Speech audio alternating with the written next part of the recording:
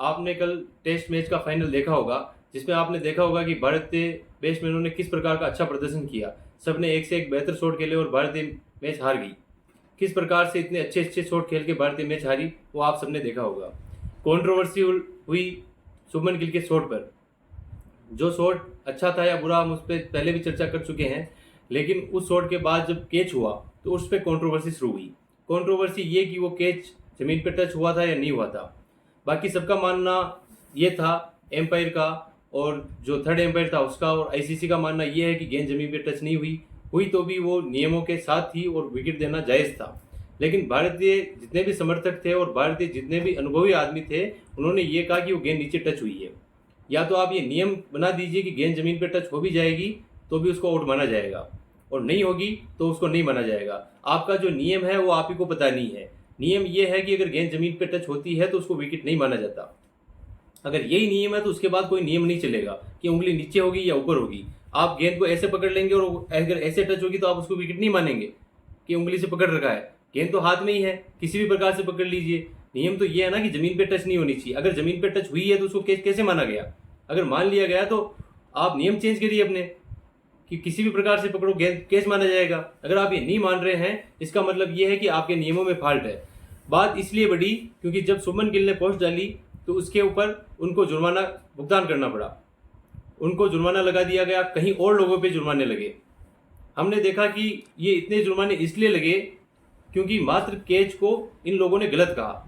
अब तो ये हो गया कि गलत को गलत भी मत कहो वैसे, और अब तो ये हो गया कि वर्ल्ड कप में भी आईसीसी के खिलाफ आप नहीं बोल सकते। क्यों? क्योंकि उन्होंने गलत किया है।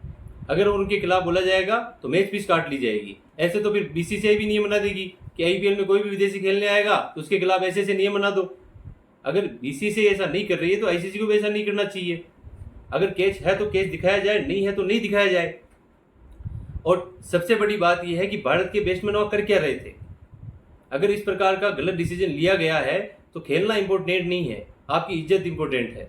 आपको हट जाना चाहिए था, भी डिसीजन सही लो। वो तो वैसे भी कैमरे पे चल रहा था, थर्ड एम्पायर देख रहा था, सबने देखा ही होगा वहां पे भारत का कोच कर क्या रहा था। अगर गलत डिसीजन है तो उसकी वहीं पे चर्चा होनी चाहिए थी। उसकी बाद में चर्चा करने का क्या मतलब था? अगर बाद में चर्चा की गई है तो आप उस चर्चा का अहम हिस्सा निकालिए और आईसीसी को कहिए कि जुर्माने गलत है। अगर आईसीसी जुर्मानों को सही मानती है, इसका मतलब यह है कि वो डिसीजन सही था। अगर डिसीजन सही था तो इसका मतलब यह है कि भारतीय लोगों को नियम का ही पता नहीं है। अगर भारतीय जितने भी अनुभवी आदमी थे उनको नियमों का पता नहीं तो क्रिकेट काय के जानकार है? या तो जनता को भ्रमित कर रहे थे। अगर आप भ्रमित नहीं कर रहे थे तो कम से कम बोलिए कि आपने जो कहा था वो सही है। अगर आपका कहा हुआ सही है तो आईसीसी गलत कह रही है। कोई ना कोई तो गलत है। अगर सब सही है तो गलत क्या है फिर? सबसे बड़ी बात यह है कि भारतीय जितने बाकी बैट्समैन थे उन्होंने गलत क्रिकेट खेली, उन्होंने खराब शॉट खेले, उसके बाद भारत मैच हार गया। अगर आप विराट कोहली का शॉट देखेंगे तो ऐसा शॉट था कि कम से कम 8वें 10वें स्टंप पे जाके उन्होंने गेंद खेली है। आप सोच सकते हैं कि दुनिया का इस वक्त का सबसे अच्छा बैट्समैन, जिसको इतनी बात समझ में नहीं आई कि टेस्ट के अंदर 8वें या 10वें स्टंप पे जाके गेंद नहीं खेली जाती है। स्टंप टू स्टंप पे गेंदें या तो खेली जाती है या अपना शॉट खेला जाता है। और आप जब WTC का फाइनल खेल रहे होते हैं तो ऐसा शॉट नहीं खेला जाता है। आप भारतीय कप्तान से इस प्रकार की अपेक्षा नहीं करेंगे कि इस टाइम पे आप स्वीप मारेंगे जिस टाइम पे भारत कमजोर स्थिति में हो। भारत ऐसी स्थिति में नहीं था कि वहां से मैच जीत जाए। हाँ, भले ही हम भारतीय होने के नाते कह रहे थे कि भारत मैच जीत जाएगा, लेकिन इस सबको पता था कि भारत मैच नहीं जीत सकता है। और भारतीय कप्तान ने इस प्रकार का शॉट खेला जिस प्रकार के शॉट की बिल्कुल भी जरूरत नहीं थी।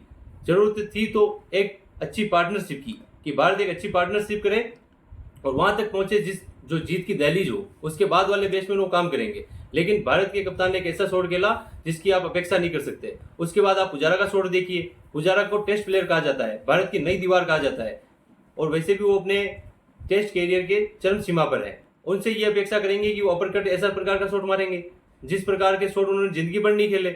उसके बाद आप देख सकते हैं जडेजा का शॉट, उस प्रकार अजिंक्य रहाणे का शॉट। बहुत सारे खिलाड़ी ऐसे हैं जिन्होंने ऐसे शॉट मारे जिनकी अपेक्षा नहीं कर सकते। कुछ ही गेंदें अच्छी गिरी।